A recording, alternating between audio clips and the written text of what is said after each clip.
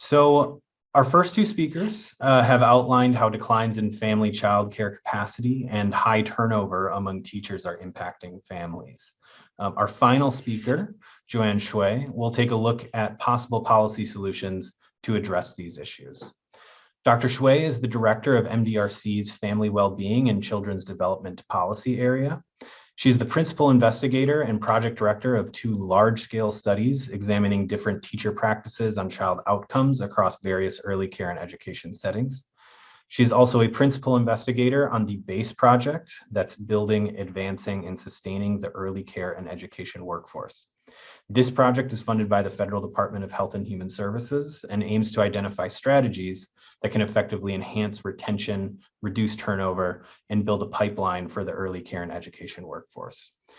Today, she will discuss evidence-based approaches to recruiting, supporting, and retaining a qualified early care and education workforce.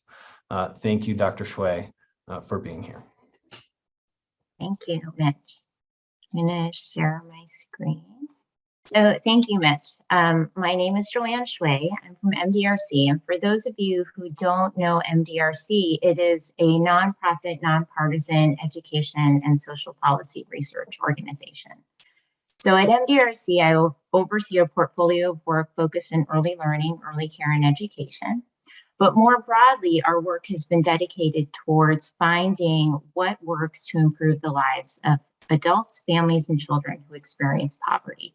So in our work, we've tested a broad array of strategies, program initiatives that aim to build rigorous evidence about what works for whom and under what circumstances. So we study large-scale systems, but also different types of strategies that aim to support the well-being of those who experience poverty. So today, I will be presenting some evidence from research that cuts across the nexus of early care and education and workforce development strategies.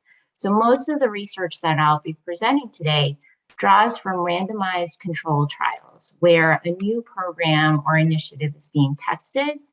And then the evidence is then used to say whether or not toggling those levers can generate positive impacts in the directions that we're hoping for. So randomized controlled trials are considered the gold standard of evaluation research. They're very much the same methods that are used in clinical trials to evaluate medical innovations or treatments. And so from this prior research, I aim to draw out lessons from these evaluation studies conducted in early care and education, but also other labor market and post-secondary education sectors to draw out policy relevant insights and explore evidence-based ways to support the early care and education workforce in the current context. So as we heard from Dr. Pilar and Dr. Markowitz, there is a growing body of descriptive research about the churn in the early care and education workforce. There are challenging demands, low pay, which can have negative repercussions for the supply and availability of high quality early care and education options, both in home-based and center-based childcare settings. But there's still much that needs to be learned about how policy solutions and practices can help effectively build a sustained qualified workforce.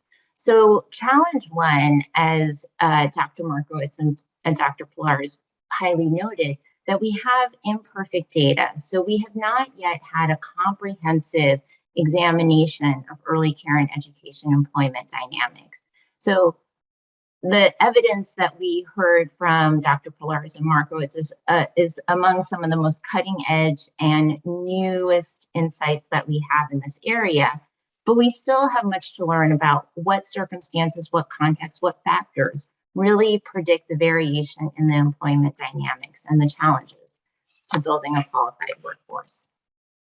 Second point is that in addition to that, there is limited evidence about sustainable, cost-effective strategies that can build a qualified and stable workforce. So we don't yet know what works for whom, under what circumstances, and this is particularly important given that early care and education systems vary so widely across localities, states, and as well in terms of the quality standards and funding streams and the populations of families and children that they aim to serve. And lastly, the third point is that the goals of building a qualified and stable workforce, especially in the COVID-19 context, are inherently quite complex and challenging.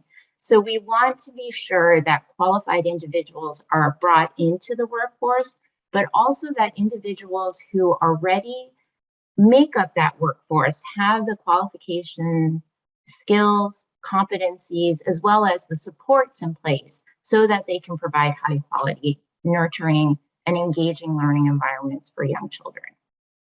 So this requires a multifaceted set of solutions that aim to first address the immediate crisis of rebuilding the workforce, but also longer term strategies that aim to support the competencies, capacities of the workforce, existing workforce, as well as provide a pathway for longevity and advancement in the field so that they can achieve upward economic mobility and career advancement.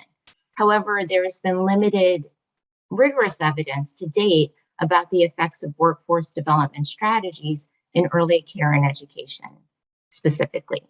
So through this talk, I will aim to draw insights from other fields that can help point to potentially promising solutions.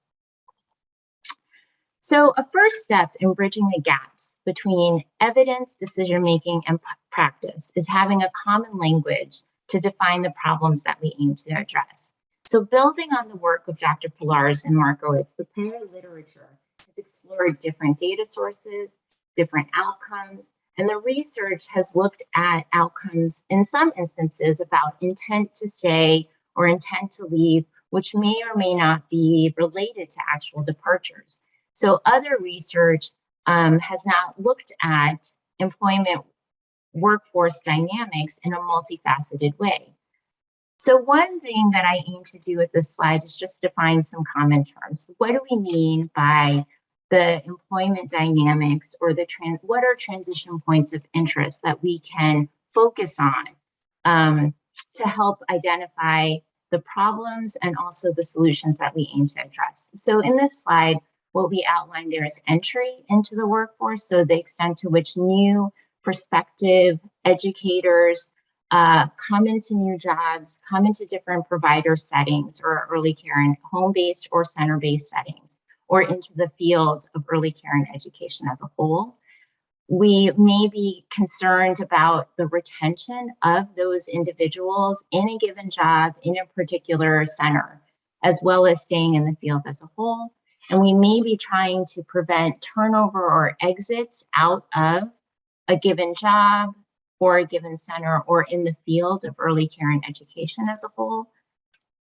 And we may also be concerned about advancement or the upward economic and career trajectories of educators within the early care and education field, or as they move out of the early care and education field. So in this slide, we aim to identify these different transition points, which are inherently a function then of several different hypothesized factors that shape the daily experiences, opportunities, and challenges of individuals and their employment decisions and behaviors. So one set of characteristics that may shape that are the individual characteristics, well-being, and circumstances of the workers themselves. Another is the set of job demands or workplace conditions that they experience in home-based and center-based care settings, which offer a wide range of and varied supports, but also demands and workload. And then we may also be thinking about how local education and labor market opportunities and barriers available may also shape these employment decisions.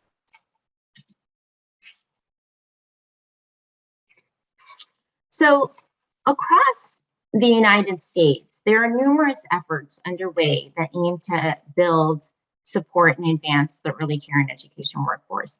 These strategies vary in terms of their targeted outcomes. They vary in terms of the levers of change or what they hope to use as a pathway towards achieving their longer term outcomes in terms of building and sustaining a stable workforce.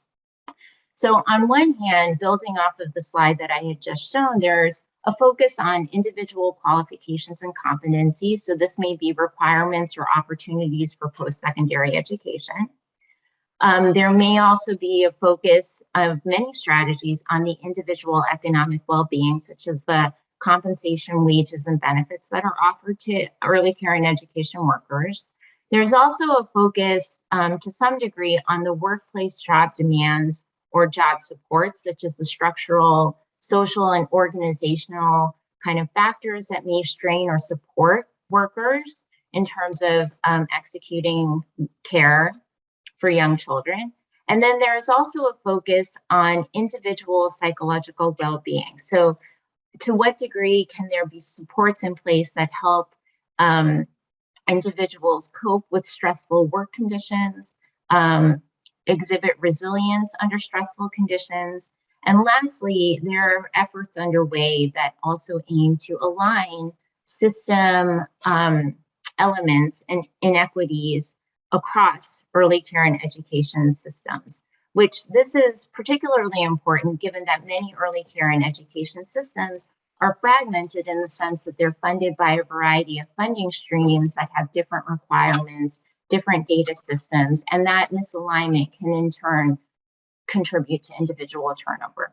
So all of these factors are hypothesized to be potential mechanisms that folks have been thinking about to strengthen the pipeline of ECE workforce development and advancement. So currently, having said that, what does the landscape really look like then in terms of these strategies? So the landscape of strategies to strengthen the pipeline of early care and education workforce is quite varied. Existing strategies likely are not sufficient to address the full breadth of challenges to building a qualified and stable workforce as it currently stands. For the most part, models are proof of concept in terms of their phase. Many of them offer fairly light touch supports that don't tackle the system level challenges or the workplace and job demands that confront ECE workers. Models also tend to be in fairly early stages of development and operate on fairly small scales with a patchwork of funding. And so in this way, they may not be reaching all of the potential eligible individuals that they could be supporting. And so while many of the states have multiple strategies underway, there is oftentimes a lack of attention towards the alignment across different approaches. And this also too can present challenges for individuals who seek to take advantage of them. So not surprisingly, there are still open questions that remain. There is limited evidence about the effectiveness of strategies, either in the short term or the long term, in terms of their capacity and ability to build and sustain a qualified early care and education workforce. We don't have strong information as well about what these strategies look like when they're implemented on a large scale. And so from this, there is limited information about what are the core elements or components of these strategies, infrastructure supports that are critical, and how best to ensure that they can be delivered well as they are designed to support early care and education workers. And lastly, there's limited information about the reach of these strategies. So who successfully completes them, who benefits from them in the short term and the long term as well. So having said all of that, I've highlighted a number of open questions that are in the field. And so then that may bring you to the question, well, what can I do given this context? So while there are many open questions, there are also some interesting angles to take that may be promising in terms of reforms for the early care and education workforce. So here I aim to draw out those highlights. So one interesting and novel example is experimental evidence that's drawn from a pilot strategic initiative in Virginia, which aims to make work pay via compensation reform for the early care and education workforce. So here, what I aim to highlight is that the goals and who is targeted and the core components of the initiative that was pilot tested in Virginia. So this is called the Virginia's Pilot Teacher Recognition Program, which was launched in 2019. It was funded through Virginia's Preschool Development Birth Through 5 initial grant, and it was conducted in partnership with the Virginia Department of Education, foundation funded, and research partners at the University of Virginia. The pilot program had its intended goals to support the early care and education workforce retention, as well as recognize early educators for their work with young children. So the targeted population and the eligibility criteria for this were any educators who were supporting children 0 to 5 in publicly funded center and home-based childcare centers. So any center that then accepted childcare subsidies, Head Start, and school-based pre-K settings. So the core components of this were that each educator, contingent upon being employed full-time in the same childcare site over an 8-month period, could receive a bonus payment of up to $1,500. And this was verified, the employment was verified by Virginia's Early Care and Education Foundation and continued employment. And so here what we see is that this graph shows the impacts of the program, where centers were assigned to the pilot bonus recognition program, where they were offered up to $1,500 over an 8-month period, versus control centers where they were not offered that same opportunity to take up the bonus payments. And so here on the left-hand side shows the educator turnover that was over 8 months, and on the x-axis, and the slide shows that there was that even a relatively modest bonus retention of $1,500 paid out in 3 installments could reduce teacher turnover in child care centers. So here we see all sites on the left-hand side where there's a dramatic drop from 25% turnover to those who receive the teacher recognition program to just over 14% turnover over an 8-month period. And this impact is even larger for child care centers, where turnover in the absence of the bonus retention was 30% turnover of ECE workers, of educators, versus 15%. And this was much smaller in school-based programs. So why did this work? It is likely because the retention bonuses were explicitly tied to retention in the same center over the 8-month period. And teachers also did not actively need to seek out or verify their employment status in order to receive the bonus. So based on this, Virginia is moving towards trying new steps to address compensation reform. More recent initiatives then are aimed at expanding the retention bonus to more teachers and offering a higher level, so $2,000 instead of $1,500. And the current legislative session is pushing for a multi-year state investment to expand this even further. And researchers will be testing this as well. So the study from Virginia shows some very promising impacts in the short term about increasing the compensation through a retention bonus to retain the early care and education workforce that is currently in place.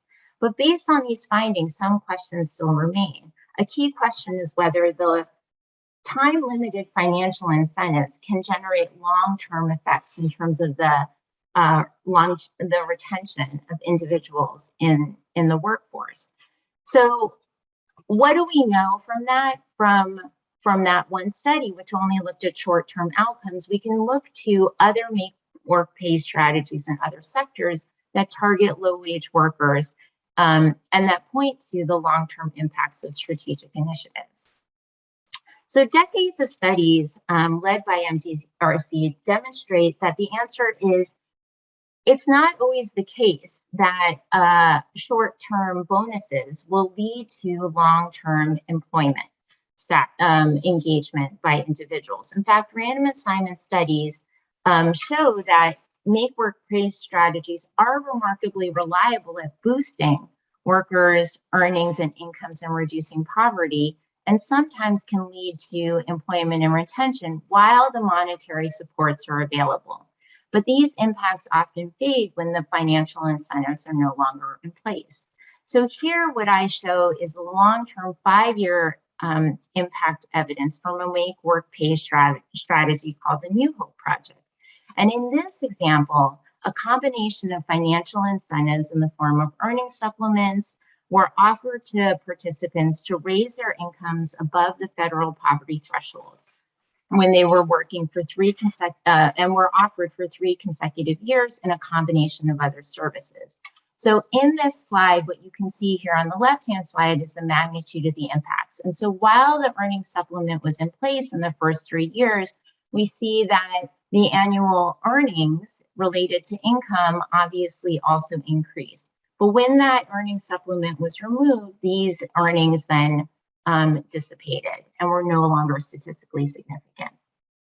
So this points to the potential longer-term implications of a time-limited financial incentive on retaining and advancing the ECE workforce. So that is, when you take the financial incentives away, the effects of employment and economic outcomes may fade, making such strategies in and of themselves not particularly attractive as long-term strategies for advancing and retaining the workforce.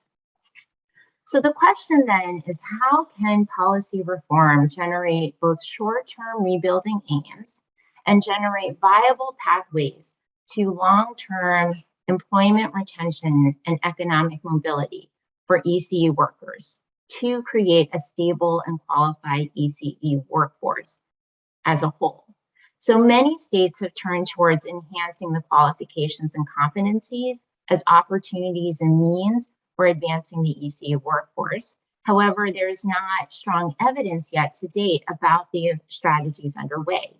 So an example of this is in Louisiana, where individuals were offered scholarships that covered the full cost of tuition and coursework, financial incentives of up to $3,300 in tax credits per year once teachers completed their credentialing and other supports. But in Louisiana, for example, many teachers who began the program were not able to successfully earn their credentials. So how then can we build an effective post-secondary education reform strategy that aims to support the workforce in advancing their employment and economic upward mobility outcomes through advancing post-secondary education? So some of the challenges for doing so through education and attainment and the interest in post-secondary education also stems from what we know about how challenging it can be for some individuals to successfully pursue and complete post-secondary education. So in some other evidence and literature, we know that many of the challenges of the early care and education workforce may mirror many of the characteristics of many first-time college students, so many of whom experience poverty, are women of color, and have not previously been engaged in post-secondary education. So there's commonalities there. And so what we know from the existing literature is that only about 30% of first-time, full-time college students graduate within 3 years. Moreover, many of the low-income students who are students of color or first-time generation college students are less likely than to successfully complete their post-secondary education. And this may be because low-income students often face financial barriers, low levels or inadequate support, and lower academic preparedness that make it challenging to quickly earn credentials. So if we want to think then about how can we advance the qualifications and competencies of the early care and education workforce as a means of advancing their long-term career trajectories, then we can think about where might there be evidence that is effective in promoting this as a promising pathway. So there is some effective insights from both post-secondary education reforms that suggest that comprehensive and sustained supports may be one way to dramatically improve post-secondary education success. So in many of these reforms, there are some key critical elements. So we know that short-term interventions or short-term strategies tend to have modest or short-term effects, but we also know that combining and integrating multiple evidence-based strategies can be highly effective at promoting post-secondary education success. So here we know that there is some evidence from programs such as the Accelerated Study of Associates program, which nearly doubled graduation rates over 3 years. So here I just highlight some of the core components of these multifaceted strategies, which included financial support, high-touch advisement, course enrollment, as well as other requirements that were contingent upon full-time enrollment, as well as developmental coursework as needed, which were offered over a 3-year period.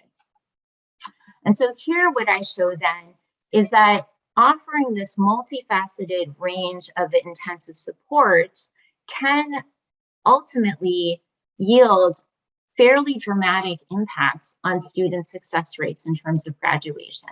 So here, replicated in multiple studies, I show on the x-axis, on the y-axis, excuse me, the percent of students that were successfully able to obtain a college degree after 3 years. And so in the control group, you can see it's fairly low, only about 22%. For example, in one study that was conducted in New York City, were able to successfully complete their college degree. Yet when individuals were offered this multi-range set of supports, they were able to complete college, earn their college degree at a much higher rate, so 40%. And there we see it's also replicated in Ohio. And while there's additional research underway to continue to understand how we can continue to support individuals in pursuing post-secondary education, this study provides some pretty dramatic evidence that the multi-range of supports can be effective. So what does this all mean in terms of a potential pathway forward in terms of supporting the early care and education workforce? One is that short-term financial incentives show promise for encouraging short-term retention of the early care and education workforce. We also know that more robust, sustained compensation reforms may work better than time-limited short-term initiatives. But in order to build the qualifications and competencies of the workforce, and this requires a sustained, intensive educational and training supports to make it a viable development strategy for the early care and education workforce. So coordinating and aligning compensation reforms with intensive workforce development initiatives, such as focus on post-secondary education, may be a promising path forward.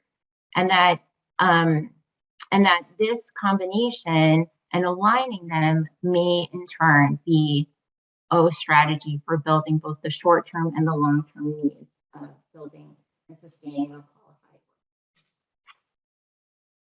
So I'm going to stop there.